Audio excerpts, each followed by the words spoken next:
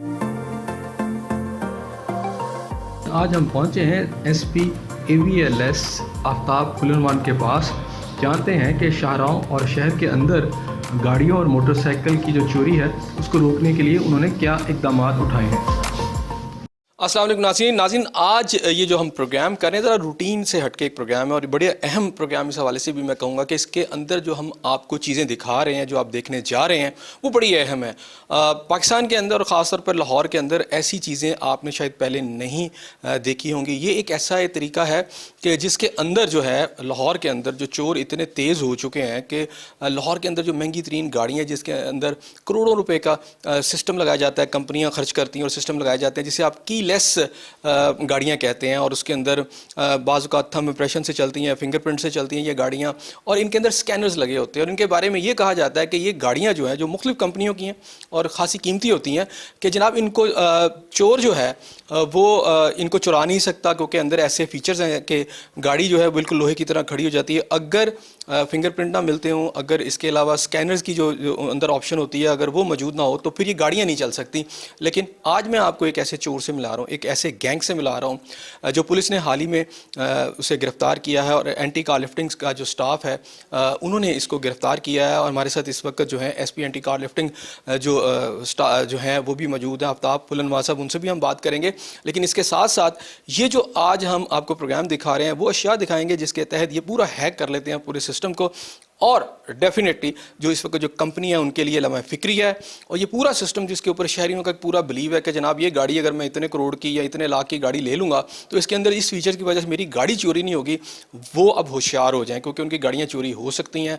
लाहौर के अंदर ऐसे लोग आ चुके हैं। लेकिन अगर मैं पुलिस की बात करूं तो ये भी एक बहुत बड़ी अचीवमेंट है कि डेफिनेटली अगर चोर आए हैं और उन्होंने इस तरह का सिस्टम बनाया है तो पुलिस भी बहुत एक्टिव हमें नज़र आती है।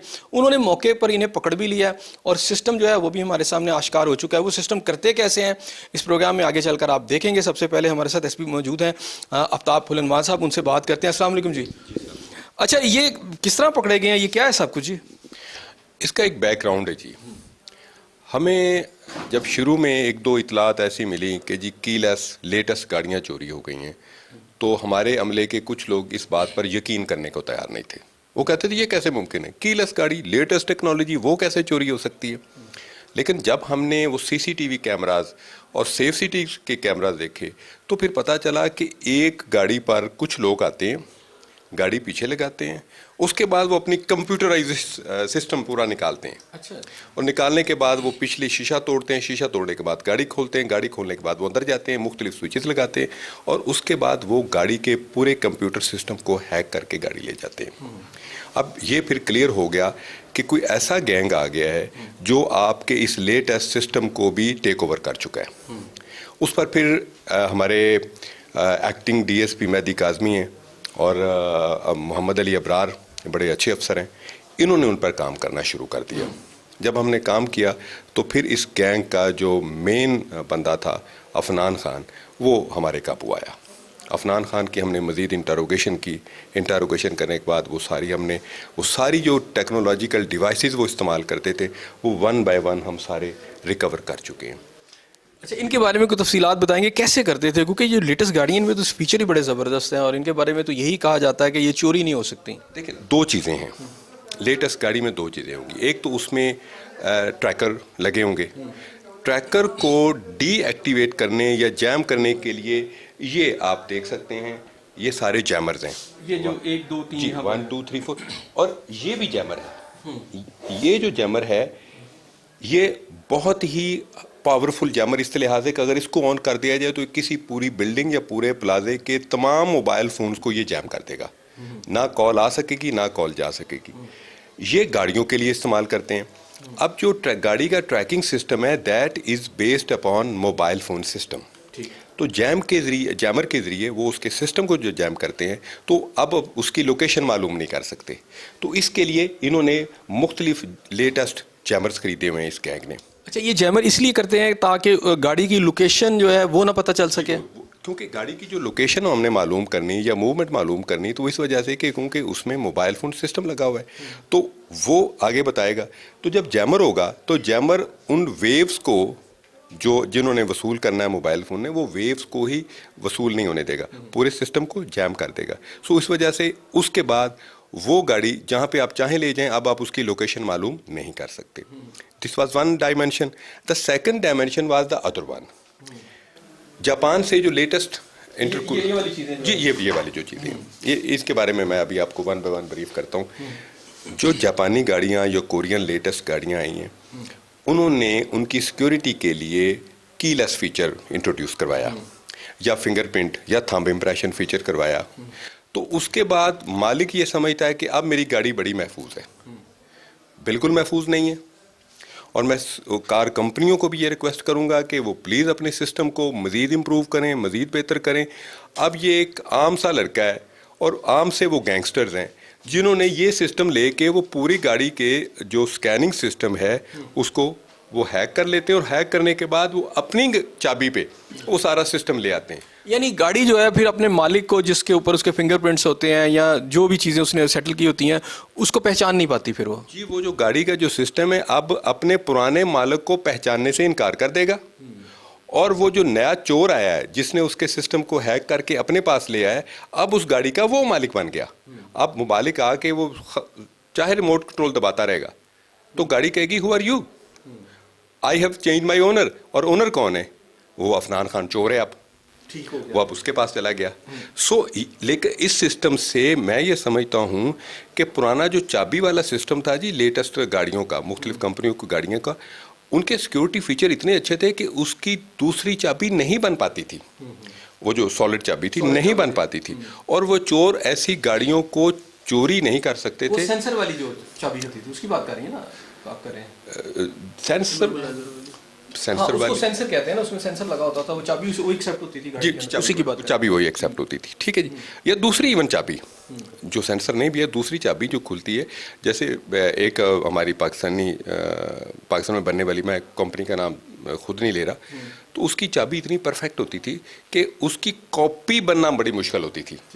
तो उसकी कॉपी भी तब बनती थी कि आप चाबी देते थे तो उसके मुताबिक कंप्यूटराइजेशन के जरिए वो उसकी कॉपी निकालते थे, ठीक है। लेकिन ये जो कीलेस सिस्टम है और जो फिंगरप्रिंट स्कैनर सिस्टम है, ये तो आपके इस सिस्टम की मार है। ये जो बाजार से चाइना से इंपोर्टेड है, तो वो इजीली उसको ब्रेक कर सकता है। जब ब्रेक कर सकता है तो आपका सिक्योरिटी सिस्टम कहाँ गया? वो बंदा आएगा, वो सारा सिस्टम हैक करके गाड़ी केपीके में ले जाएगा। अच्छा, अब सब ये आगे स्क्रीन छोटी सी बनी हुई है, ये भी कोई गैजेट है और ये चीज़ें हैं, ये किस तरह फिर आगे कैसे हैक कैसे करते थे? जी, मैं उसको तरीका बताता हूँ। सबसे पहले जो चोर का काम है वो गाड़ी के अंदर दाखिल होना है। उसके लिए उसकी जो पिछली स्क्रीन का छोटा शीशा है, जिसे हम आम जुबान में ऐनक कहते हैं, सबसे पहले वो तोड़ता है, ब्रेक करता है। ब्रेक करने के बाद हाथ डाल के अंदर से उसने दरवाज़ा खोल लिया। अब दरवाज़ा खोलने के बाद जो चोर जो गैंग है वो गाड़ी के अंदर दाखिल हो जाएंगे। गाड़ी के अंदर दाखिल होकर सबसे पहले उन्होंने ये केबल इस्तेमाल करनी है जी, ये केबल इस्तेमाल करनी। ये केबल इस्तेमाल करके एक तरफ वो गाड़ी में लगेगी इस स्विच के ज़रिए, ये स्विच लगेगा, उसके बाद इसके साथ अटैच करेगा। इसके साथ अटैच करने के बाद इस सिस्टम को, गाड़ी के सिस्टम को वो इसके साथ ब्लूटूथ के ज़रिए अटैच कर देगा। अब ब्लूटूथ के ज़रिए जो अटैच करेगा तो ये देखें आपके सामने ऑप्शंस आना शुरू हो गए। वो पूछ रहा है कि कौन सी गाड़ी है, वो कहता है जी ये गाड़ी है। अब ये गाड़ी पे अब देखें ये सिस्टम ये काम कर रहा है। अब देन वो आगे फर्दर पूछ रहा है, इसमें आ गया टोयोटा, गाड़ी ऊपर टोयोटा आ गया, टोयोटा ओके हो गया। अब टोयोटा पे फिर फर्दर वो स्पेसिफिकेशन पूछता जाएगा, कौन सी गाड़ी ठीक हो, ठीक है। अब फर्दर स्पेसिफिकेशन जब चलती जाएगी तो फिर आखिरकार उसको गाड़ी का सिस्टम ये समझेगा कि ये अपडेट हो रहा है सिस्टम। अपडेट मालिक नहीं कर रहा या मालिक की इजाजत से नहीं हो रहा, ये अपडेशन अब चोर कर रहा है, ठीक हो गया। देन ये अब दूसरी गाड़ी आ गई, ये चाबी आ गई। ये दूसरी चाबी है जो चोरों के पास है, ये बिल्कुल अनयूज्ड न्यू चाबी है, ठीक है। वो सारा सिस्टम अब इस चाबी पे आ गया, डेटा इधर ट्रांसफर कर देंगे, डेटा इधर ट्रांसफर हो गया। इसके बाद अब ये चाबी जिसके पास है, अब गाड़ी उसके कंट्रोल, गाड़ी का ओनर बन गया, वो गाड़ी का ओनर बन गया। और ओनर बनने के बाद देन वो गाड़ी को जहाँ चाहे ले जाए। गाड़ी में अगर ट्रैकर लगा हुआ है तो उसका हल इन्होंने ये निकाल लिया जैमर के जरिए। सो गाड़ी का जो सिस्टम है ट्रैकिंग का, वो इसके जरिए हैक हो गया। और गाड़ी का जो कंप्यूटर सिक्योरिटी सिस्टम है सिंपल, और वो इसके जरिए हैक हो गया। अब गाड़ी आपकी जितनी महंगी गाड़ी, कीमती गाड़ी, वो चोर ले गया, डिस्पोजल पे जितना मर्जी यस वो ले गया। ठीक हो गया। अच्छा, ये इब्रार साहब इन्होंने इनसे हम बात कर सकते हैं? जी आप बात कर सकते हैं। जी इब्रार साहब, कितने मिनट लगाते हैं इसको, ये गाड़ी को ले जाने में? ये सर 5 से 7 मिनट में गाड़ी का सारा सिस्टम अपने कंट्रोल में कर लेते हैं। तो ये आपने इनको कैसे पकड़ा, कैसे है? ये इन्फॉर्मेशन थी, कुछ उस पर वर्क करते रहे, गाड़ियाँ काफ़ी सारी लाहौर से चोरी हो रही थी, बस वो वर्क करते हुए फिर इनको गिरफ़्तार किया। अच्छा, उनके कितने लोग इनके गिरफ्तार हुए हैं?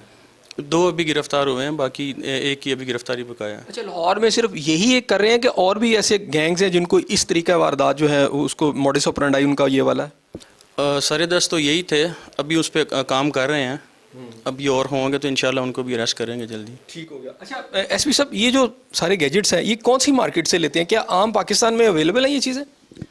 बड़ा मार्केट में इजीली अवेलेबल है, बड़ा मार्केट से खरीदे गए हैं। तो ये कितनी कॉस्ट है मार्केट्स में? इसकी कॉस्ट टोटल 1.5 लाख है। और ये जो है जैमर जो है 50-50 हज़ार का है।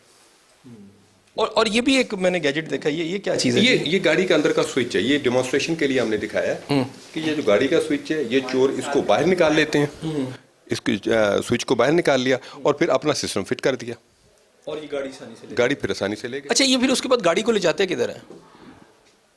तकरीबन हमारी 98% गाड़ियां जो चोरी होती हैं वो केपीके में जाती हैं। ये वाला गैंग तो ये भी केपीके में। तो जब इन्होंने सारा कुछ चेंज कर लिया तो अक्सर तो ये होता है कि केपीके से गाड़ियाँ वापस आ जाती हैं लाहौर में वापस। उस एक ज़माने में लोग पेमेंट करके गाड़ियाँ वापस ले आते थे। ये गाड़ियाँ जब ये चेंज कर देती हैं तो फिर क्या वापस आके फिर दोबारा से इनकी डाटा फीड होता है? मैं आपको बताता हूँ, ये कार चोरों का पूरा एक चेन है। ठीक है। सबसे पहले आएगा लिफ्टर, फिर आएगा कैरियर, फिर आएगा रिसीवर। ये मुख्तलिफ स्टेजेस के हैं। रिसीवर के बाद फिर आ जाएगा उनके टेम्परिंग करने वाला और जाली कागजात तैयार करने वाला। उसके बाद आ जाएगा मार्केटर। तो जब ये गाड़ी चोरी होती है सबसे पहले ये रिसीवर के डेरे पे पहुंचती है। ठीक है। रिसीवर खैबर पख्तूनख्वा में ये तमाम चोरी की गाड़ियां तमाम खैबर पख्तूनख्वा में जा रही हैं और वहाँ पे मखसूस अजला है। अच्छा, मुझे ये बताइएगा, 2 रास्ते हैं, एक जीटी रोड है और एक आपका मोटरवे, ये गाड़ियाँ ज़्यादा किस रूट से जाती हैं? अब वो जीटी रोड को प्रेफर कर रहे हैं। उसकी वजह क्या है? उसकी वजह ये कि मोटरवे पे गाड़ी को पकड़ना बड़ा आसान है, उसको आगे से ब्लॉक करना आसान है। अगर इतला हो जाती है, कैमरे में नज़र आ जाती है तो मोटरवे पुलिस हमारे साथ बड़ा ताउन करती है, वो रोक लेती है। अच्छा, मुझे एक बात बताइएगा, अब ये जो गाड़ी है, अब फर्ज़ किया एक गाड़ी है, उन्होंने कर लिया है कि उसको लेके जा रहे हैं और अगर फॉर्चुनेटली अगर ऑनर ने आपको बता भी दिया कि ये मेरी गाड़ी नंबर है और ये चोरी हो चुकी है, फिर भी अगर वो जीटी रोड से आराम से जा रही है, दर्जनों नाके हैं, तो वो कैसे पेशावर तक पहुँच जाती है? देखें, एक तो ये गाड़ी को जो इनका शिफ्टिंग का काम है ये पिछली रात को करते हैं। पिछली रात से क्या मुराद? पिछली रात से मुराद है रात 2 बजे से लेके लेट नाइट, यानी जी लेट नाइट करते हैं। फिर जीटी रोड पे चूंकि बहुत ज़्यादा लोड ऑफ ट्रैफिक है, रश है ट्रैफिक का, उसकी वजह से इनको हेल्प मिल जाती है कैमोफ्लाज होके जाने में। और सबसे पहले उसकी नंबर प्लेट चेंज करते हैं। जब नंबर प्लेट चेंज हो गई तो गाड़ी की आईडी डिफरेंट हो गई। अब जो भी नाके लगे, 20 नाके भी लगे हो, तो 20 नाकों ने तो नंबर प्लेट चेक कर रहे हैं कि ये वो नंबर प्लेट है, और नंबर प्लेट चोर चेंज कर चुके हैं। उससे आसानी निकल जाते हैं ये। आसानी निकल जाती है। अच्छा, इस सारे गैंग को पकड़ने में आपको कितना अरसा लगा? तकरीबन 2 से ढाई हफ्ते हमें लगे जी। अच्छा, इनसे को गाड़ियाँ रिकवर भी आपने की? गाड़ियाँ रिकवर कर रहे हैं। कितनी हो चुकी हैं? अब वो अगेन हमारा जो सबसे बड़ी हर्डल आ जाती है कि जो स्टोलन गाड़ी है वो तो उधर केपीके में चली गई। अब वहाँ पे एक डेरा है, रिसीवर्स ने बनाए हुए हैं, तो वहाँ पे फिर लीगल पेचीदगियाँ बहुत ज़्यादा आ जाती हैं, हमें परेशानी आ जाती है क्योंकि विदन लॉ हमने काम करना है। तो बहरहाल मैं रिक्वेस्ट यही करूँगा कि बराए मेहरबानी केपीके में कार रिसीवर्स के जो बहुत बड़े बड़े अड्डे बने हुए हैं उनको ख़त्म किया जाना है। अच्छा, ये बताइए, ये जो डॉक्यूमेंट्स बनते हैं ये लाहौर में बनते हैं, गुजरांवाला में बनते हैं, पेशावर में बनते हैं? जी, पेशावर में ये उधर इस काम के स्पेशलाइज लोग हैं। अच्छा, पेशावर शहर के अंदर? पेशावर शहर के अंदर, और टोटल 20-25 कार रिसीवर्स हैं जो उधर काम कर रहे हैं। और ये सबको पता है कौन कौन? सबको पता है, हमें पता है। हमने अभी उनको इश्तारी किया हुआ है। हम उनको मैं मान ही नहीं सकता कि लोकल पुलिस को पता ही ना हो कि हमारे इलाके में ये कार रिसीवर ने अपना ये डेरा बनाया हुआ और यहाँ पे चोरी की गाड़ियाँ आती हैं। यानी अगर खैबर पख्तूनख्वा के अंदर उनकी गवर्नमेंट जो है इसके ऊपर चेक लाए और इसको रोके तो फिर वो 20-25 जैसे आपने कहा, तो फिर तो बहुत ज़्यादा यहाँ पे यानी सद्देबाब हो सकता है इस चीज़ का। डिमांड एंड सप्लाई है जी। जब उधर डिमांड ख़त्म हो जाएगी, इधर चोरी सी गाड़ियों की सप्लाई ख़त्म हो जाएगी। अगर उधर चोरी की गाड़ियां रिसीव होना बंद हो जाएं, इधर से गाड़ियां चोरी होना बंद हो जाएंगी। अच्छा, ये जो मुलजिम है, अगर इससे हम बात कर सकते हैं जी? क्या नाम है आपका? इरफान। अच्छा अफान, आपने अपना नाम बताया, तो किस इलाके से रहने वाले हो? केपी के सर। तो ये काम कब से शुरू किया है? 10-15-20 दिन हो गए सर। तो इससे पहले क्या करते थे? मैं कुक था सर रेस्टोरेंट्स में। कहाँ पे? वो केपी के में? यहीं पे लाहौर में सर। लाहौर में किस जगह? पैकेजेस मॉल में, एम्पोरियम मॉल में सर। तो ये ख्याल कैसे आया आपको? बस सर कुछ गैंग के साथ वो मिल गया, मैं गलत सोबत में उठना बैठना सर बस। आपके वालिदैन क्या करते हैं? वालिद साहब क्या करते हैं? वाल साहब सर मेरे गवर्नमेंट वो मुलाजिम थे, रिटायर हैं। और कितने बहन भाई हो? 4 सर। 4। बाकी क्या करते हैं? बाकी एक जो है मोबाइल रिपेयरिंग का काम करते हैं और एक फैक्ट्री में काम करते हैं, एक पढ़ रहे हैं। अच्छा, ये ख्याल क्या? अच्छा, एजुकेशन कितनी है आपकी? BS ऑनर किया सर। नाज़रीन देखें, BS ऑनर है और ये बड़ी लम्हा फ़िक्रिया है पूरी कौम के लिए भी, हुकूमत के लिए भी, पूरे माशरे के लिए, कि BA ऑनर जैसे बच्चे जिनको जो कि इस कौम का मुस्तकबिल है वो क्या करते फिर रहे हैं। अब इसकी वजूहात क्या हैं, इन्होंने जो भी किया है इसके ऊपर मैं समझता हूँ कि ना सिर्फ कानूनी सतह के ऊपर भी देखना चाहिए, इसके साथ साथ नफसियाती सतह के ऊपर, सोसाइटी की सतह के ऊपर और सिस्टम को, ताकि ऐसे बच्चे ऐसा काम ना करें। बहरहाल इनसे बात करते हैं। अच्छा ये बताओ कि आप BA ऑनर हो, तो ख्याल नहीं आया कि अगर मैं ये काम करूँगा पकड़ा जाऊँगा और कल को मेरे वालिदैन की भी बेइज्जती होगी, मेरी भी होगी? बस सर गलती हो गई है और उन्होंने झांसा दिया था बाहर जाने का। बेसिकली तो कहा था कि हम आपको बाहर लेके जाएंगे, कुछ दिन हमारे साथ रहो, उसकी वजह से सर बस। तो ये कैसे करते थे? ये कहाँ से लेते? ये माल लिया कहाँ से आपने? जो ये सारी चीज़ें सर ये पेशावर से ली गई थी जी। किसने बताया था कि पेशावर से लो? काफ़ी सर उन जो साथ में और गैंग के बंदे थे वही परचेज़ करते थे इसको। तो इसके पैसे कौन अदा करता था? जो मेन लीड थी सर, मेन करेक्टर था उनका जो। आपको क्या मिलता था इसमें? 30,000 सर एक गाड़ी की? ये सर। तो ये गाड़ी बिकती कितने की थी उधर जाके?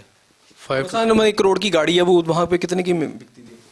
अभी तक सर ये जो अल्टस वगैरह है इसको बिकते हुए देखा है, इसका ही किया है तो 5 से 7 लाख में सर। अल्टस की बात कर रहे हो आप? अल्टस अल्टस की बात कर रहे हो। तो कितनी गाड़ियाँ अभी तक की हैं चोरी? 2-3 अभी मैं रिसेंटली उनके साथ हुआ तो 2 की तकरीबन। और उन्होंने पहले किए हैं?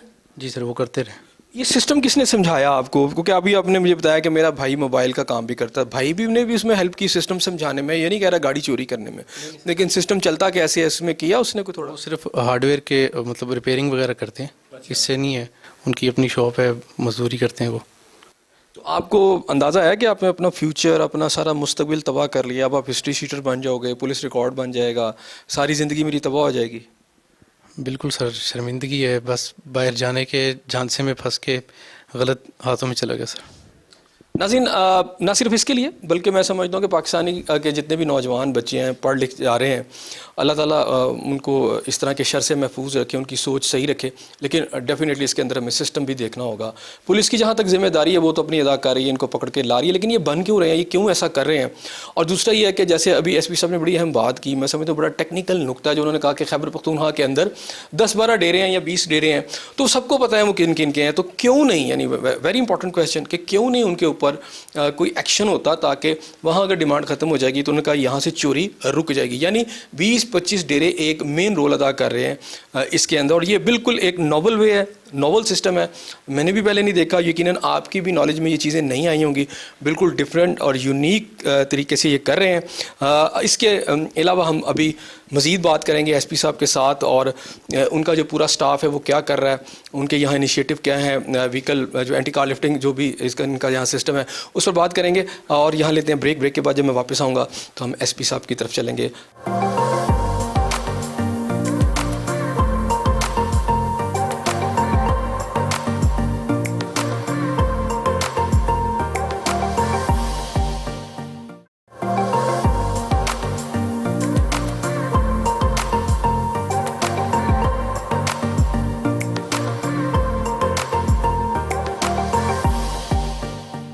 अच्छा ये बताइएगा, थोड़ा सा मैं कार लिफ्टिंग के ऊपर आता हूँ। लाहौर के अंदर चूँकि अब 1.5-2 करोड़ की आबादी है, यानी वैसे तो 1.25 करोड़ आबादी कही जाती है, लेकिन बाहर से भी लोग आके यहाँ रिजाइडिंग है। इसके अलावा डेली भी लाहौर में लोग दाखिल होते हैं और जाते हैं, और एक से एक बढ़ के गाड़ी भी यहाँ पर है। तो लोग आमतौर पर परेशान हैं जो कार लिफ्टिंग के हवाले से कि बड़ी गाड़ी चोरी होती हैं। अच्छा मेरे एक दोस्त थे, मुझे उन्होंने ये कहा, हालांकि मुझे पता है कि सिस्टम क्या है, लेकिन एक आम जनरल परसेप्शन ये है कि जब गाड़ी चोरी होती है तो वो कहीं बिलालगंज पहुंच जाती है, उसके पुर्जे हो जाते हैं और वो फिर ख़त्म हो जाती है। एक्चुअल होता क्या है? गाड़ी जो यहाँ पर जो लाहौर में मैक्सिमम गाड़ियाँ कौन सी, एक तो मॉडल हैं, कौन से ज़्यादा चोरी होते हैं, और वो बिकती कितने की है, और वो कैसे सारा सिस्टम ऑपरेट करता है? एक गलतुल आम है, जिस लोगों के जहन में एक गाड़ी चोरी होगी, मोटरसाइकिल चोरी होगी, तो वो बिलालगंज चली जाएगी और वहाँ पे उसके पीसीज हो जाएंगे और वो हिस्सों में तकसीम हो जाएगी। नहीं, ऐसा नहीं है। गाड़ी चोरी को हम 2 हिस्सों में तकसीम करेंगे। इसका जो बड़ा चंक है वो मोटरसाइकिल चोरी है। ठीक। हमारी इस वक्त जो चोरी हो रही है वो 95% व्हीकुलर क्राइम का जो हिस्सा है वो मोटरसाइकिल चोरी का है। अच्छा। बिकॉज आम आदमी की सवारी है, बहुत ज़्यादा आम है, लाखों की तादाद में लाहौर में है। जो 5% है वो गाड़ियाँ या मिसलेनियस व्हीकल्स और बाकी की वो चोरी हो रही हैं। अब जो मोटरसाइकिल चोरी होती है वो पंजाब से चोरी होने के बाद साउथ की तरफ जाएगी, सिंध की तरफ, साउथ ऑफ पंजाब की तरफ, बलूचिस्तान की तरफ, बलूचिस्तान से होते हुए हमारी 125 अफगानिस्तान तक भी जाती है। ठीक। चोरी होने के बाद ठीक है। जो गाड़ी चोरी होगी 4 व्हीलर, वो चोरी होने के बाद नॉर्थ की तरफ केपीके की तरफ जाएगी। केपीके में जाने के बाद उसको टैंपर किया जाएगा, उसके जाली कागजात बनेंगे, उसका इंजन नंबर, चेसी नंबर की शनाख्त ख़त्म होगी और फिर जाली कागज़ों पे वो पूरे पाकिस्तान में फैला दी जाएगी। लाहौर में हम जो पकड़ रहे हैं या हम जो नाकों पे पकड़ते हैं, ये वो गाड़ियाँ होती हैं जो चोरी होने के बाद केपीके में गई और वहाँ से फिर उनके वो जाली कागजात बने और टैंपर हुए और फिर दोबारा पंजाब में आ गई या सिंध में या दूसरे इलाकों में चली गई। इसमें एक फैक्टर ये भी है, कुछ गाड़ियाँ ऐसी जो बगैर टैंपर हुए आगे जीबी में चली जाती हैं, गिलगित बल्तिस्तान में। वहाँ पे वो टैंपर ना भी हों तो उधर चेकिंग का सिस्टम इतना अच्छा नहीं है। लेकिन अभी एक खुशी की बात यह है कि वहाँ पे डीआईजी कैप्टन लियाकत अली मलिक जो उधर डीआईजी स्कर्दू हैं, वहाँ पे वो लाहौर से सारा मसरूका गाड़ियों और मोटरसाइकिलों का डेटा ले गए और अब जीबी वाले भी चोरी की मोटरसाइकिलें और गाड़ियाँ पकड़ के हमें इन्फॉर्म कर रहे हैं। तो that is a good development. अच्छा, ये जो आपने कहा कि जी होता है, एक साउथ की तरफ जाती है और एक नॉर्थ की तरफ जाएगी, ये डिफरेंस क्यों है? देखें, जो भी चीज़ जिधर जाएगी वो वहाँ जाएगी जहाँ पे उसकी डिमांड होगी। अब जनूबी पंजाब है या बलूचिस्तान या अंदरून सिंध है, डेरा इस्माइल ख़ान है, वहाँ पे सबसे ज़्यादा जो ज़रूरत है वो मोटरसाइकिलों की है। लोग हैं, मिडिल क्लास हैं, लोअर मिडिल क्लास हैं, वहाँ पे टेरेन भी ऐसा है कि वो 4 व्हीलर गाड़ियों का टेरेन नहीं है, कच्चे रास्ते हैं, पहाड़ी इलाके हैं, तो मोटरसाइकिल वहाँ पे सबसे ज़्यादा ज़रूरत की चीज़ है। या देहाती इलाके हैं तो वहाँ भी मोटरसाइकिल तो उनके कागज टेम्पर हो जाते हैं, क्या होता है वो, किस तरह के बगैर कागजों के, और उसको सिर्फ टेम्पर कर दिया जाता है और चेकिंग इतनी सख्त है कोई नहीं, तो वो मोस्टली बगैर कागजों की चल रही होती है। अच्छा, ये बताएं, पुलिस जो है टेम्पर गाड़ी को टेम्पर करने के भी मुख्तलिफ तरीके हैं जी, ठीक है ना, कोई डीप होता है, लेकिन मैं सारा बताऊंगा। अच्छा, वो क्या है, किस तरह टेम्पर करते हैं? देखिए, गाड़ी की शनाख्त आपकी 2 जगहों पे है, एक चेसिस पर जिसे हम चेसिस नंबर बोलते हैं और दूसरा इंजन पर जो इंजन नंबर है। अब इसको जब टेम्पर करना है तो इसके फिर 2 तरीके हैं। चेसिस को या तो वो उतने हिस्से को जिसे चौकोर काट के उसकी जगह नया पीस लगा के वो नया नंबर लगा दिया जाएगा, उसे हम कट एंड वेल्ड बोलते हैं। एक ये कि उसी नंबर को 0 को 6 कर दिया जाए, 6 को 0 कर दिया जाए, 8 को 9 कर दिया जाए, तो उन्हीं नंबरों को टेम्पर करके एक नई शनाख्त दे दी जाए। इंजन को, अच्छा, इंजन का जो लोहा है वो थोड़ा डिफरेंट होता है, तो वहाँ पे आमतौर पे उसको डीप ग्राइंड करके उस पर नया नंबर लगा देते हैं। यहाँ पे एक पाकिस्तान की कार मैन्युफैक्चरिंग कंपनी ऐसी है जिसने एक बड़ा अच्छा काम किया हुआ। मैं समझता हूँ कि बाकी गाड़ियों को, कार मैन्युफैक्चरिंग कंपनी को, सुजुकी को, टोयोटा को भी वो काम करना चाहिए। होंडा कंपनी ने अपनी गाड़ियों के मुख्तलिफ हिस्सों पे बार कोड्स लगाए हुए हैं। आप उसका इंजन नंबर काट दें, उसका चेसिस नंबर काट दें, फिर भी जब हम गाड़ी को उधर कंपनी में भिजवाते हैं तो वो बार कोड की मदद से उसी वक्त हमें बता देते हैं कि इसका असल इंजन नंबर ये है और असल चेसिस नंबर ये है। और जब हम उसको अपने कंप्यूटर रिकॉर्ड में डालते हैं तो उसी वक्त FIR पूरी सामने निकल आती है कि ये फलां मुकदमे की गाड़ी है, फलां थाने से फलां वक्त में चोरी हुई थी। अच्छा, वो जो कट एंड वेल्ड करते हैं या उसको बिल्कुल ही रिमूव कर देते हैं उस जगह को, वो भी आप ट्रेस कर लेते हैं? देखिए, ट्रेस हम नहीं करते। हम जो भी टेम्पर्ड गाड़ी होगी, कट एंड वेल्ड होगी या टेम्पर की होगी, तो वो हम पंजाब फोरेंसिक एजेंसी में भेजेंगे, PFSA में। PFSA में उसका एनालिसिस किया जाता है और एनालिसिस करके वो डिसाइफर करते हैं इंजन नंबर को या चेसिस नंबर को। और जो होंडा की कार होगी वो हम PFSA से भी एनालिसिस करवाएंगे और उसको होंडा कंपनी में भी भेजेंगे, तो होंडा कंपनी का जो रिजल्ट है वो 100% दुरुस्त होता है। जो गाड़ी यहाँ से चोरी होती है, मैं फॉर एग्जांपल कहता हूँ 1 करोड़ की गाड़ी है, जब वो चोरी हो जाती है तो ये जो चोर हैं इनको क्या मिलता है, इसकी कितनी कीमत लगती है, ये कैसे कर जाती है वहाँ पे? देखें, गाड़ी फर्ज करें 37 लाख की या 40 लाख की गाड़ी है, तो चोर को 4 से 5 लाख रुपया मिलेगा जो चोरी करेगा। ठीक है। अब वो भी एक बंदा नहीं है, वो 4-5 बंदे होते हैं। पहले लिफ्टर है, लिफ्टर के बाद उसका कैरियर है, और कैरियर के बाद रिसीवर है, और रिसीवर के बाद टेम्परर है, और टेम्परर के बाद उसका मार्केटर है। तो चोर को और जो लिफ्टर और कैरियर है उन दोनों को 4 से 5 लाख फी गाड़ी मिलता है। और फिर ये भी है, माजी के अंदर एक मुल्क के प्राइम मिनिस्टर हमारे रहे हैं, उनके कोई मिलने वाले थे, उनकी गाड़ी जब हुई उसका जिक्र भी उन्होंने किया कि जनाब फिर हमने पेमेंट करके फिर इलाका गैर से वो गाड़ी वापस यहाँ लाहौर मंगवा ली। तो ये भी होता है कि गाड़ी यहाँ से चोरी हो जाती है, फिर मालिक को फ़ोन आता है कि जी आप इतनी पेमेंट कर दें तो गाड़ी आपको वापस मिल जाएगी। उसमें 2 पॉसिबिलिटीज़ हैं। कुछ नौसरबाजों के गैंग हैं, वो कहीं से FIR की कॉपी ले लेते हैं, और कॉपी लेके चूँकि उस पर नंबर लिखा होता है मोबाइल नंबर, तो मोबाइल नंबर पे अब रंग मॉडल हर चीज़ लिखी होती, तो वो उसको नौसरबाजी करके कहते हैं कि जनाब ये गाड़ी, इसका रंग मॉडल ये, तो ये हमारे पास है, इतने हमें पैसे दे दें, 40-50 हज़ार मांगेंगे, 10-20-25 हज़ार जितना मिलेगा वो ले लेंगे, और उसके बाद वो सिम बंद हो जाएगी और गाड़ी उनके पास होती ही नहीं है।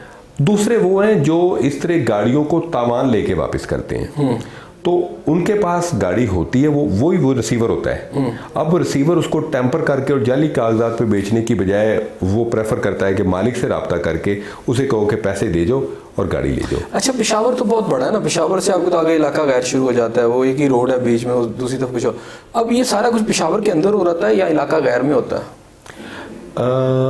इसमें मैं एक पिछली बात को थोड़ा कंटिन्यू करके फिर मैं आपके इस सवाल के, मैं तमाम मुअज़्ज़ज़ शहरियों को कहूँगा कि ये जो आपको, चाहे वो नौसरबाज फ़ोन करे या आपको असल बंदा जिसके पास गाड़ी है वो फ़ोन करे, फौरी तौर पे अपने इन्वेस्टिगेशन अफसर को बताएं कि ये हमें कॉल आई है। उसके बाद हमने कई दफ़ा इनको पकड़ा है जो फ़ोन कॉल करके, चाहे वो नौसरबाज हों या असल गाड़ी वाले हों, तो गाड़ी फिर हमने उनको पकड़ के रिकवर की है। वो बड़ी कोशिशें करते हैं, नाम बदलते हैं, पोजीशन बदलते हैं, लेकिन फिर भी वो काबू में आ जाते हैं। अब आपके मैं उस सवाल की तरफ आता हूँ कि वो पेशावर या इलाका गैर, अल्लाह ताला का सबसे बड़ा लाख लाख शुक्र तो ये है कि अब देयर इज़ नो इलाका गैर। अब वो जो ट्राइबल एरिया था, अल्हम्दुलिल्लाह that has become part and parcel of Islamic Republic of Pakistan. तो वो अब ख़त्म हो गया। पहले ये था कि आप उधर जा नहीं सकते थे, पुलिस उधर जा नहीं सकती थी, एक्शन नहीं कर सकती थी, तो अब हम उधर पुलिस भी जा सकते हैं, उधर थाने बन गए, और वो एक बिल्कुल पीसफुल पाकिस्तान का अब एक हिस्सा है। हम उसमें अगर उधर जाते हैं तो इसमें कुछ लीगल कॉम्प्लिकेशंस हैं। जैसे हम पहले इधर से इजाज़त लेंगे, होम सेक्रेटरी साहब से इजाज़त लेंगे, होम सेक्रेटरी फिर उधर के होम सेक्रेटरी को इजाज़त देंगे, वो आगे अप्रूवल देंगे, उस अप्रूवल के बाद होते होते फिर हम लोकल पुलिस तक आएंगे। It is cumbersome and very lengthy procedure. उसमें नुकसान ये होता है कि मुल्ज़म या क्रिमिनल तो हमारा वेट नहीं करेगा, वो उतनी देर में निकल जाता है। दूसरा, मैं समझता हूँ कि जो पाकिस्तान के सारे सूबे हैं, इनकी पुलिस को आपस में बहुत ज़्यादा कोऑपरेटिव होना चाहिए। अगर किसी दूसरे ज़िले की पुलिस आ जाती है तो वो ज़िला उसके साथ कोऑपरेशन आमतौर पे उतना नहीं होता। दूसरे सूबे की आ जाती है तो वो ऐसे लगता है कि पता नहीं ये कहाँ से आ गए, हालांकि police is police. Basically we are all part of Pakistan police. तो जब पाकिस्तान पुलिस और फिर सारी इंग्रेडिएंट्स हैं, पंजाब पुलिस हो, सिंध पुलिस हो, KPK पुलिस हो, इनके दरमियान में कोऑर्डिनेशन और कोऑपरेशन बढ़ाने की बहुत ज़रूरत है। चाहे इसके लिए कुछ लेजिस्लेशन करनी पड़े वो भी की जाए, और वो जो मुल्ज़म को पकड़ना और मुंतकिल करने का प्रोसीजर उसको सिंप्लीफाई करने की ज़रूरत है। मोटरसाइकिल कितने में बिकती है जी? डिपेंड करता है कि मोटरसाइकिल कौन सी है और किस हालत में है। जैसे सबसे जो महंगी मोटरसाइकिल बिक रही है तकरीबन 25,000 में, वो 1 to 5 है डिमांड, वो 25,000 में, 25,000 में। CD70 15,000। ये चलती रहती है कि इसके भी पार्ट्स करके बिक जाती है? ये सारी चलती रहती हैं। उसकी वजह ये कि पार्ट्स बहुत शाज़ो नादर होते हैं, बहुत कम होते हैं। अदरवाइज मोटरसाइकिल अपनी असल हालत में ही ज़्यादा होती है बेहतर। ऑन एवरेज अगर मैं बात करूं तो लाहौर से कितनी गाड़ियां जो हैं एक माह में चोरी होती हैं या मोटरसाइकिलें होती हैं जिनके ऊपर आपको काम करना पड़ता है? मैं इसमें आपको कुछ फिगर्स आपके सामने लाना चाहता हूँ। हमारे CCPO साहब, एडिशनल IG जनाब फयाज़ अहमद देव साहब और हमारे DAG साहब इन्वेस्टिगेशन शहजादा सुल्तान साहब और SSP इमरान किश्वर साहब, SSP इन्वेस्टिगेशन इमरान किश्वर साहब, पूरी चेन ऑफ कमांड ने एक एफर्ट की, एक कॉन्शियस एफर्ट की कि हमने इस व्हीकुलर क्राइम को, मोटरसाइकिल के जो लिफ्टिंग है, इसको हमने कंट्रोल करना है। उन्होंने मुझ पे, मेरी चेन ऑफ कमांड ने मुझ पे एतमाद किया। मैंने जब ज्वाइन किया तो 130 की कॉलें रोज़ाना होती थी डेली कि ये मोटरसाइकिलें चोरी हो गई, गाड़ियाँ चोरी हो गई हैं। हमने इसको ऑर्गेनाइज़ किया और ऑर्गेनाइज़ करने के बाद अब इन जो कॉलें हैं ये 50, 55, 60 यहाँ तक आ गई हैं। पिछले साल 2021 में टोटल हमारे 22,000 FIR दर्ज हैं, ठीक है, व्हीकुलर क्राइम की। अगेन जिसमें मैंने बताया कि हमारे जो 95% है वो मोटरसाइकिलें हैं, वो सबसे ज़्यादा वहाँ पे हैं। सो हमारी जो एवरेज बन रही है वो तकरीबन महीने की 1800-1900 तकरीबन इतनी बन रही है। ठीक हो गया। अच्छा, अपना सब स्पेशल इनिशिएटिव जो आपने यहाँ आकर लिए हो? जी, हमने 5-6 मेन स्टेप्स लिए। सबसे पहले reorganisation of anti vehicle lifting staff. अच्छे अफसरों को दूसरे यूनिट से ट्रांसफ़र करके हम इधर लाए। इसमें हमारी चेन ऑफ कमांड ने, स्पेशली हमारे DG साहब इन्वेस्टिगेशन ने बहुत ज़्यादा ताउन किया। फिर हमने विदन आवर सेल्फ हमने पॉलिसिंग को इंट्रोड्यूस करवाया। यानी ये नहीं कि एंटी कार लिफ्टिंग वाले वो अबव द लाइन और वो जो मर्जी करते रहे। उनमें से वो लोग जो ब्लैक शीप थी उनको हमने AVLS से क्लियर किया और AVLS में वो लोग लाए जो ऑनेस्ट और एफिशिएंट और हार्ड वर्किंग थे। देन फिर हमने स्पेशलाइजेशन की तरफ किया कि मोटरसाइकिल की टीमों को अलहदा कर दिया, कारों की टीमों को अलहदा कर दिया। देन उसके बाद IT पे हम आ गए। IT में हमने पूरे पाकिस्तान से तमाम स्टोलन व्हीकल्स, तमाम स्टोलन मोटरसाइकिल्स का डेटा इकट्ठा किया। इस वक्त हमारे पास 4 लाख से ज़्यादा FIRs का रिकॉर्ड मौजूद है। और उस रिकॉर्ड को, चूंकि वो पूरे पाकिस्तान की हम कहीं भी बरामद करेंगे तो हम उस सूबे को बताएंगे। इस डेटा को हमने फिर दूसरे सूबों को शिफ्ट किया, GB को, KPK को, ताकि अगर हमारी गाड़ियाँ मोटरसाइकिल उधर पकड़ी जाएँ तो वो बरामद हो सकें। तमाम इस काविश का, इस एफर्ट का मकसद सिर्फ एक, हमारी पब्लिक, हमारे शहरी, वो हमारे मेन स्टेक होल्डर्स हैं। पहला मकसद कि उनकी गाड़ी और मोटरसाइकिल को चोरी से बचाया जाए, और अगर खुदा न खासा चोरी हो जाए तो उसको रिकवर करके, उसको डिटेक्ट करके वापस उस तक पहुंचाया जाए। This is our main objective and our main motto. अब उसमें अल्लाह का शुक्र, अल्हम्दुलिल्लाह हम काफ़ी हद तक कामयाब हैं, लेकिन always there is no limit. हम दिन रात मेहनत कर रहे हैं, बहुत इसको कोशिश कर रहे हैं। हमारी कोशिश है कि इस क्राइम रेट को और नीचे ले आएँ। सो उम्मीद है इंशाल्लाह। अच्छा, ये नॉवल जो आपने ये बंदा पकड़ा है जो इस वक्त न्यू गैजेट्स के साथ सारा कुछ कर रहा है, इसमें कितने गैंग के मेंबर हैं? और टोटल ये 4 रुकनी गैंग है।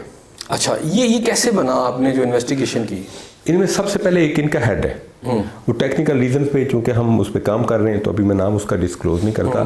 वो न्यूक्लियस है इस गैंग का, जिसे हम रिंग लीडर कहते हैं। वो रिंग लीडर को फिर काम करने के लिए टीम मेंबर चाहिए। तो टीम मेंबर्स के लिए वो तजर्बाकार चोरों को प्रेफर करते हैं, लेकिन नए लोग भी अपने अंदर शामिल कर लेते हैं। जैसे इस लड़के को उन्होंने शामिल कर लिया कि ट्रेनिंग करके इसको भी अपने ग्रुप में ले लेंगे। तो आमतौर पे जो कार चोरों का गैंग होता है वो 2 से लेके 4 या 5 बंदों। अच्छा, इसमें से 4 का या 5 का, इसमें तो एक ही पकड़ा गया ना अभी तक, के और भी पकड़े गए हैं? हम सब पे काम कर रहे हैं, यानी उम्मीद है कि पकड़े जाएंगे बाकी इंशाल्लाह ताला, बाकी भी। अच्छा, ये जो रिंग लीडर है, ये जो वो इस तरफ क्यों आया है? आपने कोई थोड़ी इन्वेस्टिगेशन की, आपको पता चला इसके जरिए से, इस मुलजिम के जरिए से? पुराना रिकॉर्ड याफ्ता है, बहुत पुराना कार चोर है, बहुत लंबा चौड़ा उसका कार चोरी का। कितने मुकदमात है उसके ऊपर? उस पर तकरीबन 50 से 60 मुकदमे पहले हैं। और इसके ऊपर? ये अभी न्यू एंट्री है। अच्छा, 60 मुकदमात, और अहम बात यह है कि 60 मुकदमात के बाद भी वो यही काम कर रहा है। और 60 मुकदमात के बाद वो कितनी दफ़ा गिरफ्तार हुआ इस दौरान? वो 3 से 4 दफ़ा पहले गिरफ्तार हो चुका है। तो एक मुलजिम जो है वो उस पर 50-60 मुकदमात हैं, वो 3-4 दफ़ा गिरफ्तार भी हो चुका है। इसका मतलब तो ये है कि वो अगली 10 दफ़ा भी गिरफ्तार हो जाए, उसने यही काम करना है। तो ये जो जेलों में चले जाते हैं या ये कैसे बाहर आ जाते हैं और फिर यही काम करते हैं? देखिए, ये मल्टी डायमेंशनल आपका क्वेश्चन है, मैं कोशिश करता हूँ कि हर डायमेंशन को जवाब दूँ। कार चोर या दूसरे वारदाती है, वो कभी भी अपने इस काम को छोड़ने पे तैयार नहीं होते। Reason is very simple, easy money. आप किसी की कीमती गाड़ी चोरी करके एक दिन के अंदर 4 से 5 लाख रुपया कमा रहे हैं। तो जब आप इतने पैसे कमा रहे हैं तो इतनी इजी मनी आपको किसी और तरीके से नहीं मिलती, एक फैक्टर। दूसरा, जमानत या बेल पे रिहाई बहुत आसान है, स्पेशली लिफ्टर की। स्नैचर की मुश्किल है, लेकिन लिफ्टर की बड़ी आसान है। तो 2 या 3 महीने के बाद उनकी बेल पे रिहाई हो जाती है। जब बेल पे रिहाई हो जाती है तो अगेन उनको और तो काम आता कोई नहीं, इजी मनी कमाने के लिए फिर वो लिफ्टिंग में दोबारा कंटिन्यू कर देते हैं। इस तरह के गैंग है, एवरेज महीने में कितनी गाड़ियां उठा लेते हैं?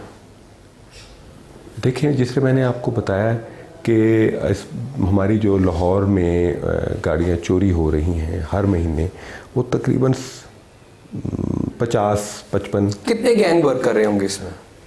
5 से 6 गैंग हैं। इसमें पुराने गैंग कितने होते हैं और नए कितने बनते हैं? मोस्टली हर गैंग में 1 या 2 पुराने बंदे लाजमन होते हैं, वो ही बन रहे होते हैं। वो बन रहे होते हैं और वो बदल रहे होते हैं और फिर नए लोगों को शामिल कर कर रहे हैं। जब ये जेलों में जाते हैं बाहर, तो फिर आप इन पे नजर रखते हैं पहले कि यार ये दोबारा वही काम तो नहीं कर रहे? हम इन्हें टीओस कहते हैं, टारगेट ऑफेंडर्स, साबका रिकॉर्ड याफ्ता। तो जब भी हमने किसी मुकदमे को ट्रेस करना है या हमने किसी वारदात को रोकना है, तो सबसे पहले हम देखते हैं कि ये जो वारदात हो रही है ये किस मोडस ऑपरेंडाई के तहत हो रही है, तरीका वारदात क्या है। उस तरीका वारदात पे हम चेक करते हैं कि अच्छा ये तरीका वारदात करने वाले फला लोग हैं, तो वो सीआरओ में हमारा रिकॉर्ड है, तो फिर उनको हम दोबारा गिरफ्तार करते हैं और उनके घरों पे रेड करते हैं और वो उनको पकड़ते हैं। अच्छा, इसमें ये भी है ना कि एक बंदा जो पकड़ा गया है, अगर बाद तौबा कर लेता है और लेकिन आपके पास रिकॉर्ड है, तो वो तो फिर आप दोबारा पकड़ेंगे उस इन्वेस्टिगेशन, वो बार बार इस चीज़ से गुजरता है। इसका मतलब है कि एक फैक्टर पुलिस का भी है जिसकी वजह से एक मुजरिम जो है, मुलजिम जो है, बदस्तूर मुलजिम रहता है। देखिए, पुलिस को जो नफरत है वो जुर्म से है, मुजरम से नहीं। ये हम इसको सबसे पहले लाइन ऑफ डिमार्केशन के ज़रिए मैं क्लियर करना चाहता हूँ।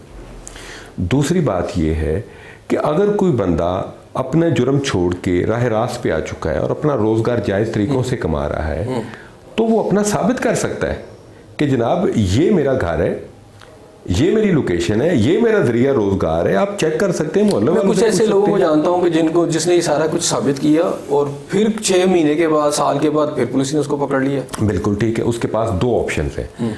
सबसे पहले हमारी पुलिस की हायरार्की है, वो किसी भी सीनियर अफसर को जाके अपनी सारी रिक्वेस्ट बता सकता है कि सर मैं जुर्म छोड़ चुका हूँ, ये मुझे बार बार तंग कर रहे हैं, बराए मेहरबानी इस पर इंक्वायरी करवा लें, अगर तो मैं मुजरिम हूँ तो मेरे खिलाफ कार्रवाई करें, लेकिन अगर मैं जुर्म छोड़ चुका हूँ तो फिर ये मेरा हक है कि मैं एक मुअज़्ज़ज़ और शरीफ कानून पसंद शहरी के तौर पे ज़िंदगी गुजारूँ।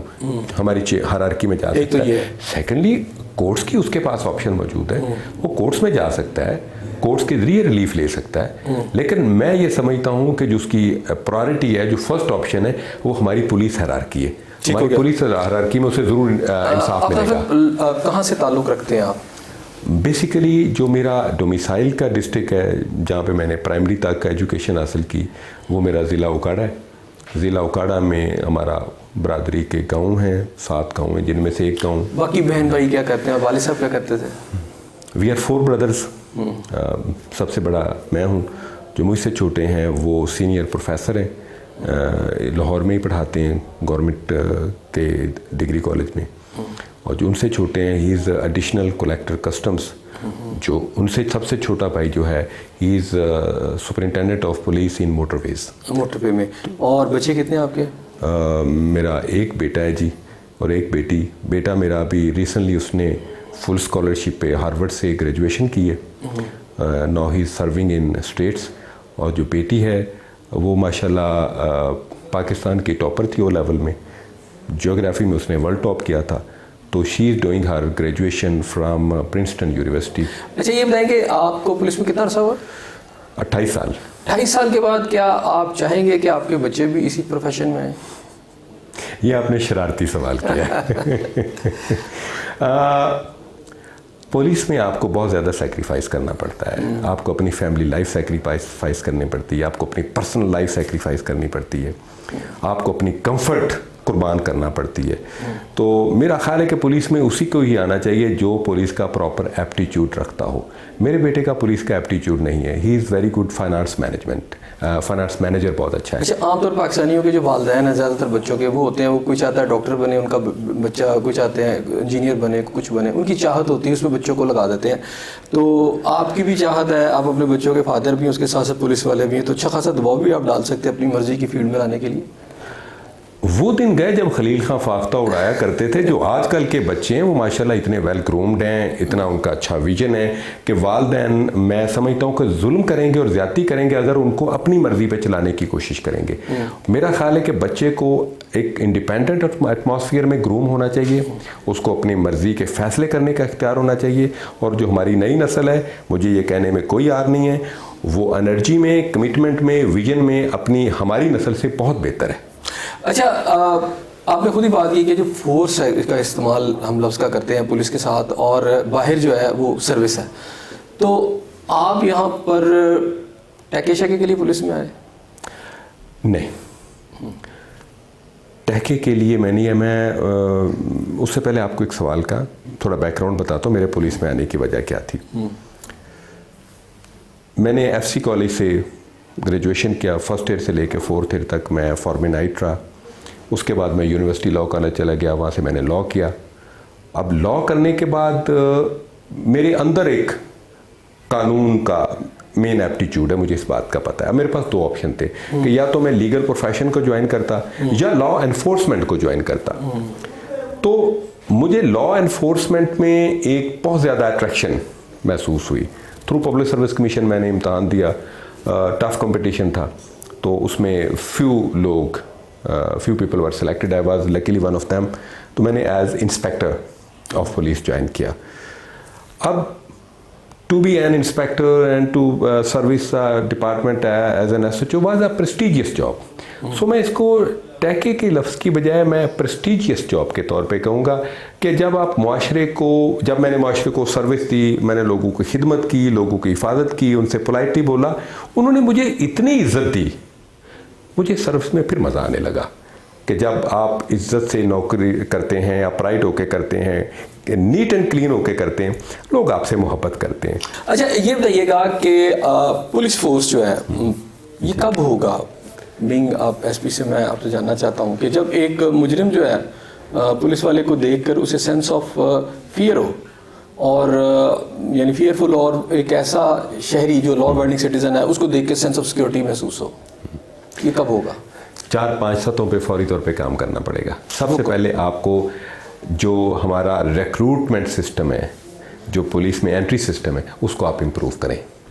आप ग्रेजुएट से कम बंदा पुलिस में भर्ती ना करें, कांस्टेबल भर्ती करें, वो ग्रेजुएट होना चाहिए, उसको कंपटीशन के ज़रिए लें, उसका आगे जो प्रमोशन है वो बड़ी स्पीडी करें, हर 3 साल 4 साल बाद वो प्रमोट होता जाए। मैं समझता हूँ कि उस सिलसिले में हमें इंग्लैंड का जो पैटर्न है वो लेना चाहिए। उनका जो कांस्टेबल भर्ती होता है वो चीफ कांस्टेबल बनता है। जब आपकी एंट्री अच्छी होगी, पढ़े लिखे लोग होंगे। मुझे यहाँ ब्रेक लेनी है नाज़रीन, यहाँ ब्रेक लेते हैं। जब मैं ब्रेक के बाद वापस आऊँगा तो मज़ीद बात करेंगे, हमारे साथ रहिएगा।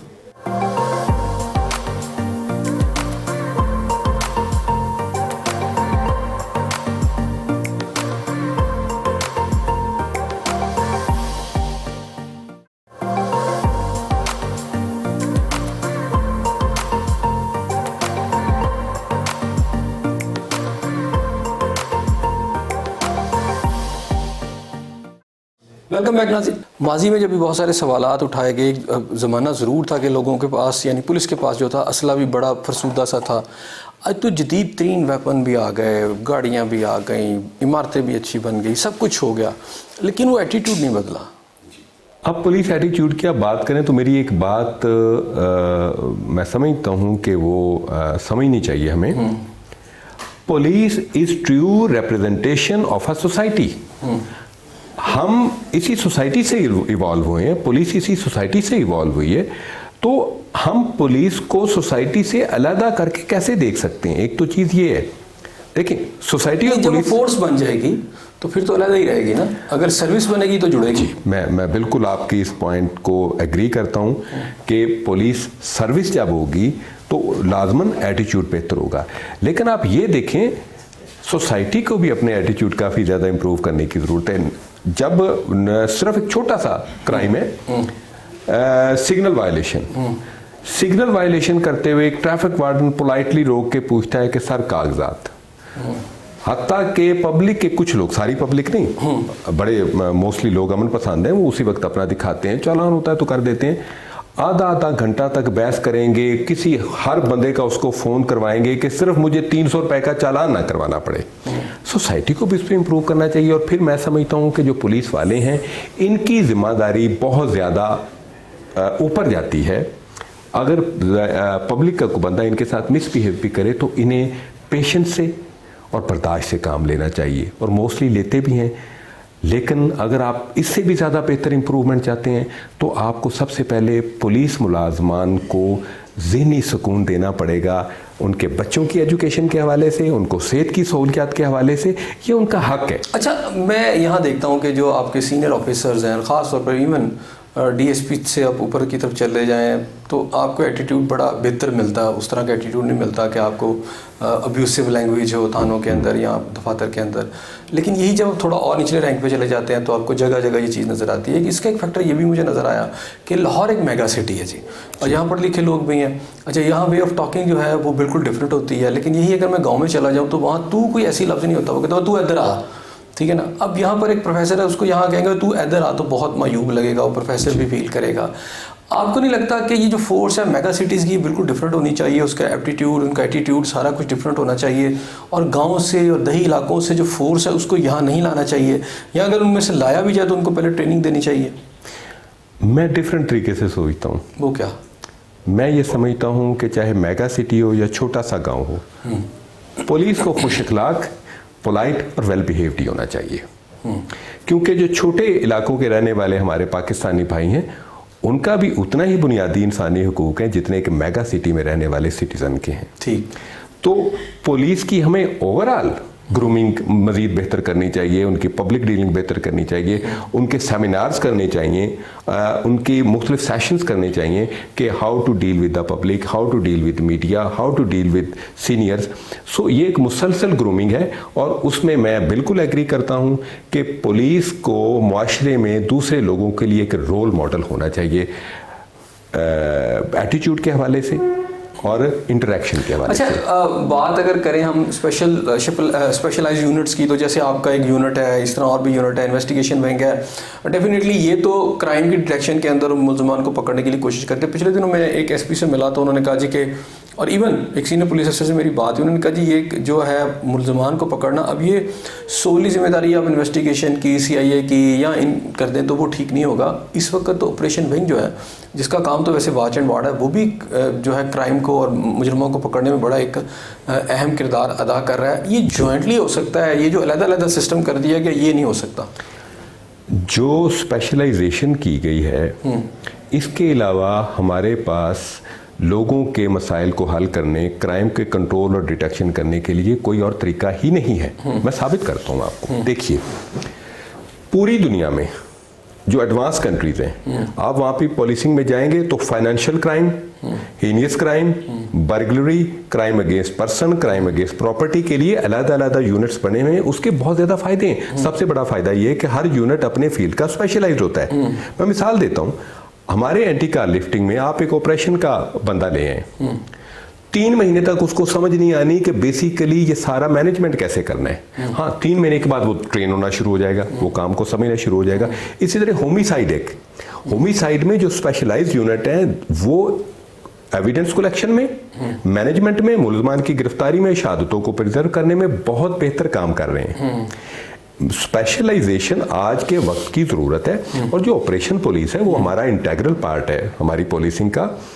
उनका काम है जनरल लॉ एंड ऑर्डर को मेंटेन रखना, क्राइम को कंट्रोल करना, उसको इस तरह के क्राइम ना हो वो सारी स्ट्रेटजी अपनाना, लेकिन जब क्राइम की इन्वेस्टिगेशन शुरू होगी तो फिर हमें बाइफर्केशन करनी पड़ेगी। फिर हमें homicide, CIA, anti vehicle lifting staff, crime against women, gender crime unit, वो सारे करना पड़ेंगे और उनको मज़ीद इम्प्रूव करना पड़ेगा। इसमें कोई दूसरी राय नहीं होनी चाहिए। जो जिसे हम कहते हैं ना कि हर फन मौला, jack of all trade master of none, वो आजकल की मॉडर्न पॉलिसिंग में और मॉडर्न दुनिया में बिल्कुल नहीं चल सकता। एज ए पुलिसमैन सिर्फ पाकिस्तान में सारी सर्विस है कि कहीं बाहर भी गए? आप किस एज ए पुलिसमैन? मेरी जी, मैं 2 दफ़ा मुल्क से बाहर एज पुलिसमैन सर्व कर चुका हूँ। 2002 से लेके 2003 तक मैं कोसोवो में एज अ पीस कीपर रहा, वहाँ पे मैं चीफ इन्वेस्टिगेटर था। फिर 2008 में मुझे दोबारा मौका मिला, मैं ईस्ट तिमोर में गया, वहाँ पे क्राइम अगेंस्ट ह्यूमैनिटी के हवाले से, वॉर क्राइम्स के हवाले से मैं उनका स्पेशल इन्वेस्टिगेटर था। So investigation is in my blood. Being a police officer from Pakistan और दुनिया के दूसरे पुलिस ऑफिसर से जब आप मिलते हैं, फ़र्क क्या लगा आपको वहाँ पे? हमारा जो वर्कलोड है, जो पाकिस्तानी पुलिस अफसर का वर्कलोड है, वो बाकी पुलिस अफसरों से बहुत ज़्यादा था। जहाँ पे मैं काम करता था वहाँ पे मैं टोटल 8 घंटे मेरी शिफ्ट होती थी। 8 घंटे मेरी ड्यूटी होती थी। मेरी जो मुझे प्राडो इंडिपेंडेंट मिली हुई थी, उसके लिए मुझे अनलिमिटेड फ्यूल की फैसिलिटी थी। कार्ड था, मैं जितना फ्यूल डलवाना चाहूँ डलवाऊँ। मैं टोटल महीने में 3 इन्वेस्टिगेशंस करता था और उसके बावजूद गोरे समझते थे कि मैं कोई इंतहाई ज़्यादा मेहनती और शानदार अफसर हूँ। जबकि पाकिस्तान में एज इन्वेस्टिगेटर मैं 40-40 तफ्तीशें करता था, लेकिन वो 3 इन्वेस्टिगेशन करने से फ़र्क ये होता था कि वो बहुत आला मेयार की इन्वेस्टिगेशंस होती थी। चूँकि टाइम खुला है, आप एविडेंसेस कलेक्ट कर रहे हैं, और फिर वहाँ पे जो इंटरेक्शन बिटवीन पुलिस और बिटवीन पब्लिक था वो बड़ा पोलाइट था। वहाँ पे सीनियर आपके साथ हार्शली नहीं बात करते, वहाँ पे आप जूनियर को भी अपने जैसा ही इंसान समझते हैं, आप उसको वही इज्जत और वही वक़ार ये जो आपने एटीट्यूड पाकिस्तान में क्यों नहीं होता? अगेन उसमें मैं समझता हूँ कि इशू वही है जो कॉलोनियल हमारी हेरिटेज है। वो कॉलोनियल हेरिटेज हमें हर जगह, वो गोरा साहब गया ब्राउन साहब आ गया, वो ब्राउन साहब वाला जो काम है ना, वो हमारी कोहेजन में और इंटरेक्शन में हमेशा हर जगह रुकावट बन जाता है। अच्छा, दुनिया में वैसे सफ़र कहाँ का किया? दुनिया के 15 मुल्क मैंने देखे हैं। कौन कौन से? टर्की और उधर यूगोस्लाविया के सारे मुल्क मैंने देखे। ईस्टर्न यूरोप में गया, जब ईस्ट तिमोर में गया तो मैंने इंडोनेशिया देखा, बाली गया, ऑस्ट्रेलिया गया, और ये सारा credit goes to my department को, उसने मुझे मौका दिया यूएन मिशन में सर्विस करने का, जिसकी वजह से मुझे तकरीबन दुनिया के 15 मुल्क देखने का इत्तेफाक हुआ। सफ़र सिखाता है, आपने क्या सीखा? सफ़र सबसे पहले आपको जो सिखाता है कि दुनिया बहुत बड़ी और आप बहुत छोटे हैं। आपका जो अंदर का गुरूर है, जो आपके जो अंदर की झूठी अना है, सफ़र सबसे पहले वो ख़त्म करता है। जब आपने बैग हाथ में पकड़े होते हैं और आप जा रहे होते हैं, तो फिर आपको पता चलता है कि दुनिया, खुदा की बनाई हुई इतनी बड़ी दुनिया में मैं कुछ भी नहीं हूँ। ये आपको अपनी कम मायगी का एहसास दिलाता है, और फिर आपको नए दोस्त बनाने का मौका देता है, और फिर आपको मुख्तलिफ़ कल्चर्स को, मुख्तलिफ़ लोगों को, मुख्तलिफ़ कुज़ीन को सीखने का, पढ़ने का, अप्लाई करने का मौका मिलता है। सफ़र सबसे अच्छी एजुकेशन है। सफ़र आपको चेंज करके रख देता है, आपको बेहतर इंसान बनाता है। गुस्सा कितना आता है जब मैं नाइंसाफ़ी देखता हूँ, जुल्म देखता हूँ, चाहे वो किसी पे हो रहा है या कभी मेरे साथ हो रहा हो? रिएक्ट कैसे करते हैं? डंडा पकड़ लेते हैं? नहीं, मैं सबसे पहले जो पुलिस में हमें ट्रेनिंग हुई, या जो मेरे पेरेंट्स की तरफ से मुझे ट्रेनिंग हुई, मैनेजमेंट। आपने उस मुश्किल सिचुएशन को चैलेंज समझ के लेना है। आप डंडा पकड़ लेते हैं तो फिर आप में और एक अनपढ़ और उजड़ आदमी फिर फ़र्क नहीं रह जाता। पीस ऑफ माइंड कैसे मिलता है? आप जब जेन्युइन रहें, जो कुछ आप हैं वही आप शो करें, तो आप कंफर्टेबल रहेंगे और पीस ऑफ माइंड लेंगे। और जब आप वो चीज़ बनने की कोशिश करें जो आप नहीं हैं, तो फिर आप फ्रस्ट्रेटेड हो जाएंगे, टेंस हो जाएंगे और अनईजी होंगे। खुशी का इजहार कैसे करते हैं? Whenever I'm happy, I would love to pass time with my family. With family? Yeah. अच्छा, खाने में क्या पसंद है? हर वो चीज़ जो घर में बनी हुई हो। और म्यूज़िक, शायरी, सारा वक्त पुलिस के कुछ और भी? जिसको म्यूज़िक पसंद नहीं, मैं समझता हूँ कि उसमें और एक हैवान में कोई फ़र्क नहीं है। म्यूज़िक वाकई आपको रूहानी तस्कीन देता है, आपको सुकून देता है। और शायरी में गालिब, क्या बात है। क्या लोगों के लिए कोई पैगाम? सिर्फ एक मैसेज, अपने लिए तो सब जीते हैं, आप दूसरों के लिए जिएं, आपको ज़िंदगी बहुत खूबसूरत लगेगी। और डेफिनेटली इंसान को पीस ऑफ माइंड भी इसी तरह मिलता है, खुशी भी इसी तरह मिलती है, और आपके इर्द गिर्द की जो कायनात है तभी आपको भली लगती है जब दूसरे लोग भी आपको मुस्कुराते हुए मिलते हैं।